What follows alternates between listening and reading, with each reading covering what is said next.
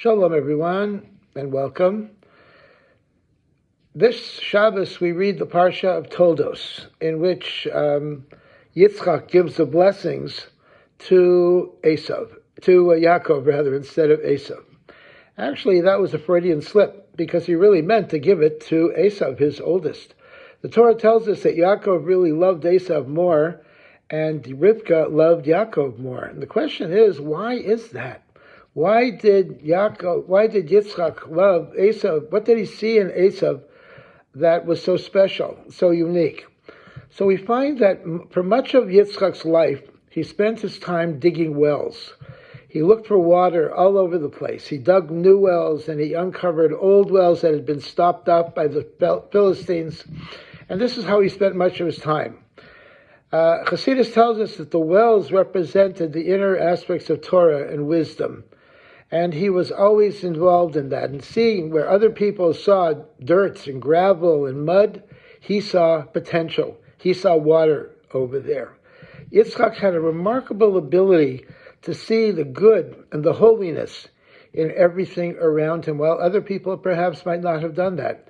And therefore, even though Esau was a very wicked person, but he didn't start off that way. After all, Yaakov and Esau were both in Rivka's womb, and obviously Rivka and Yitzchak were both tzaddikim. They were very righteous and holy people. And how is it that righteous people can give birth to a wicked person? And the answer is that Esau had that potential. He had a tremendous potential for good, even more than Yaakov, but he squandered it, and he didn't take advantage of it.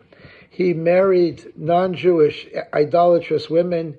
He went and sacrificed to idolatry, and he led a life that was not a very good life. But Yitzchak only saw the good in him, and he saw the potential in him. And indeed, that's something that we have to see as well, that when we look at others, we should only see the good in them. It's interesting that the Lubavitcher Rebbe really encapsulated all three of the patriarchs' qualities.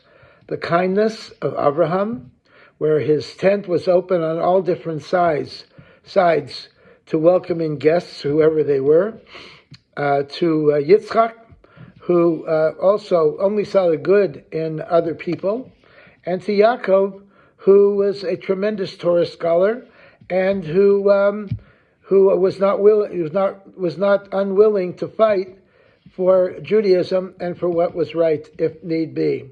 He had that strength to him.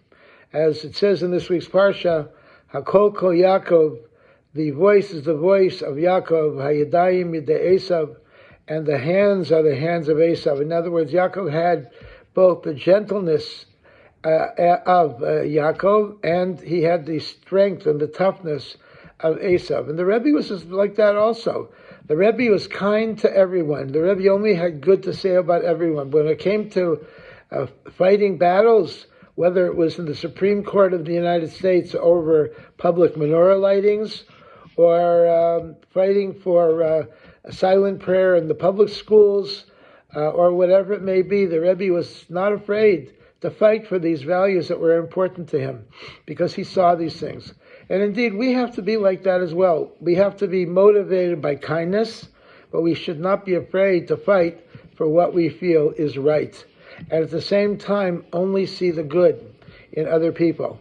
A story is told about a man who was an editor of a prominent Jewish newspaper in New York, who very often spoke against the Rebbe and against Chabad's teachings.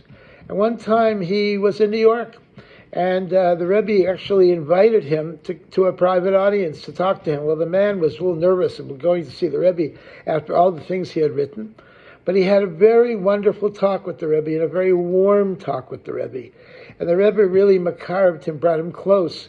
And the man was very, very impressed with that. I don't know exactly if he changed his tune as far as his editorials were concerned, but he was very impressed nevertheless that the Rebbe knew that war is war and peace is peace.